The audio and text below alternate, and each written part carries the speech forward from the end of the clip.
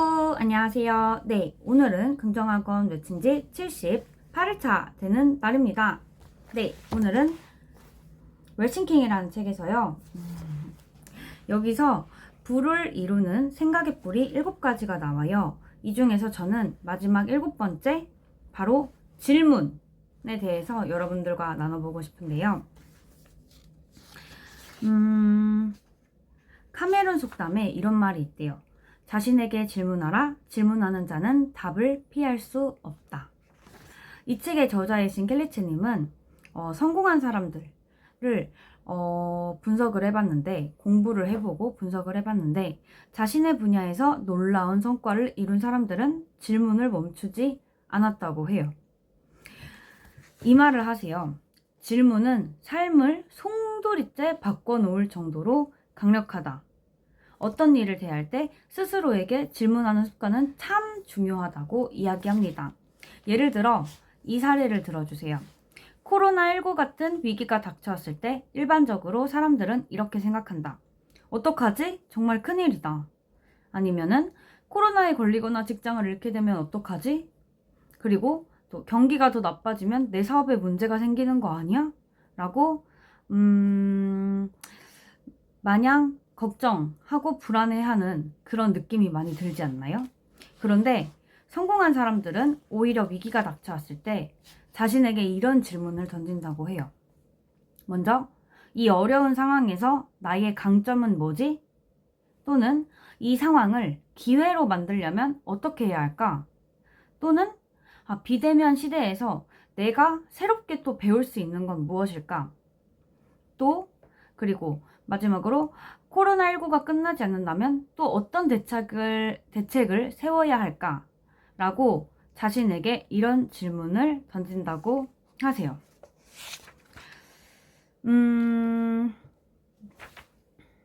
정말 이분들은 계속해서 질문하고 그저 걱정과 불안을 걱정하는 데에서 불안하는 데에서 끝내는 것이 아니라 내가 이 어려운 상황, 이 힘든 상황 속에서 어떻게 해야 할지 자기 자신한테 질문을 던지고 그 위기 상황을 극복하는 자세가 정말 중요한 것 같아요. 저도 마냥 걱정하고 불안하는 상황이 생긴다면은 머리가 진짜 띵 멍해져요. 굉장히 멍해지는데 그리고 뭘 해야 할지 막 머리가 하얘지거든요. 근데 다시 멘탈을 막 잡고서는 그래, 어쨌든 상황은 벌어졌어.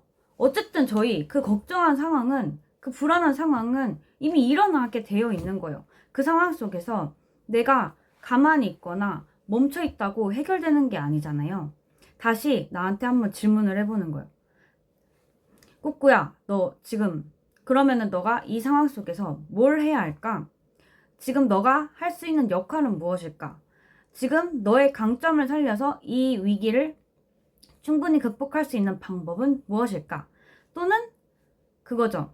꼭 뭔가를 해결하기보다는 만약에 그 판단 속에서 내가 해결할 수 없다 생각할 때 그럼 내가 이 위기를 통해서 얻어야 할 건 무엇일까? 마냥 망했어 라고 끝나기보다 내가 이 위기 상황에서 너가 배울 수 있는 건 뭐지? 또는 그리고 만약에 이 위기가 계속된다면 어떤 대책을 우리가 마련해 놓아야 할까? 이런 식으로 질문하는 습관. 그저 멍하니 막 체념하고 후회로 끝나는 것이 아니라 나한테 다시 질문을 던지면서 내가 그 답을 계속해서 찾을 수 있도록 끊임없이 질문하는 습관이 중요한 것 같아요. 여기서 또 이 얘기를 해주세요.